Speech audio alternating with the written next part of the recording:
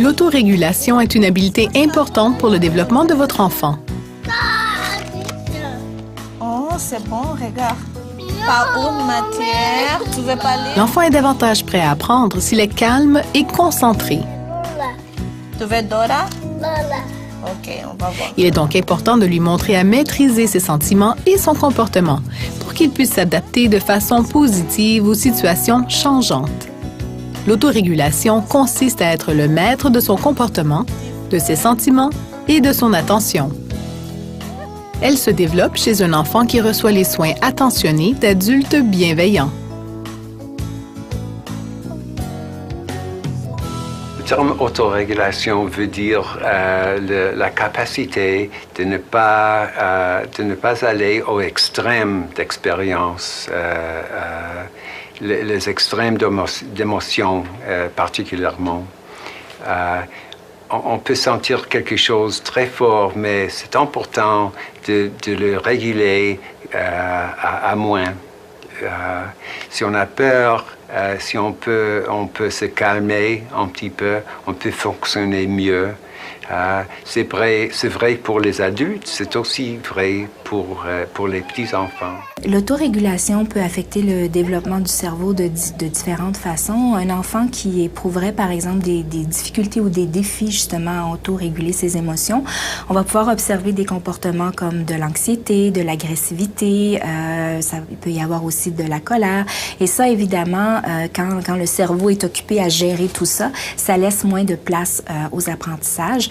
Mais encore une fois, le parent peut jouer un rôle crucial pour aider son enfant à ce niveau-là, en étant par exemple un modèle, en l'aidant à trouver des solutions et en l'aidant donc à gérer de façon acceptable certaines situations.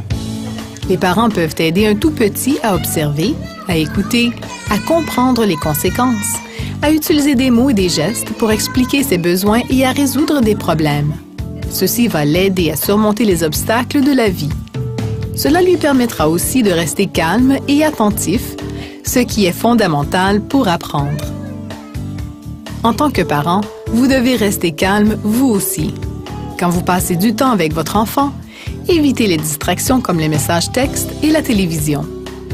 Donnez votre attention à votre enfant. Quand la technologie vient disons, interférer avec les routines, le repas, vient interférer avec le temps que le parent peut consacrer à son enfant, bien évidemment, ça va avoir un impact sur l'enfant qui peut se sentir délaissé, qui peut avoir l'impression d'être moins important pour le parent que tous ces modes de technologie-là. Et puis, à ce moment-là, peut développer toutes sortes de comportements, justement, pour essayer d'aller chercher l'attention du parent. On peut penser au parent qui est au téléphone et puis là, l'enfant est en train de, justement, faire beaucoup de choses pour déranger parce que le message que l'enfant envoie, c'est « Je suis là, papa ou maman, donc occupe-toi de moi, laisse le téléphone ».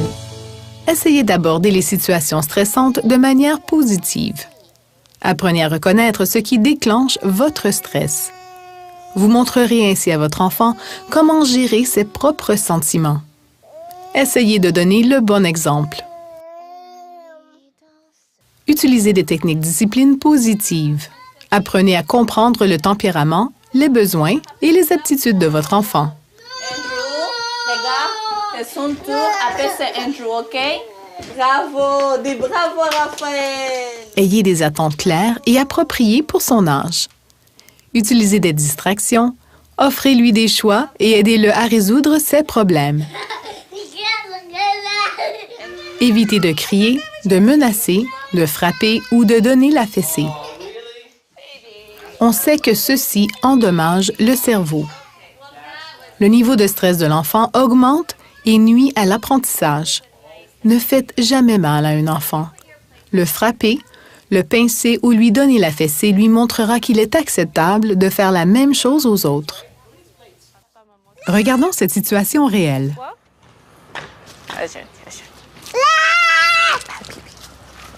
Alors, on va marcher ici. Non, regarde. C'est quoi ça? On n'est pas là. Camille?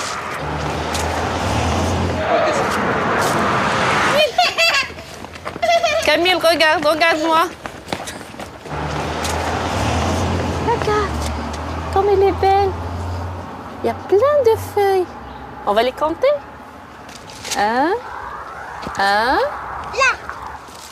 Et celle-là, regarde celle-là. C'est jaune. On va la sentir. Regarde. Waouh, regardez. Coccinelle. Celle-là. Wow, elle est où? Elle est là. Donne-moi ta main. Coccinelle. Voilà la coccinelle. Coco la coccinelle. Oh, elle est partie. Elle est où la coccinelle? Mais regarde, on va compter. On va compter ici. 1, 2, 3, 4.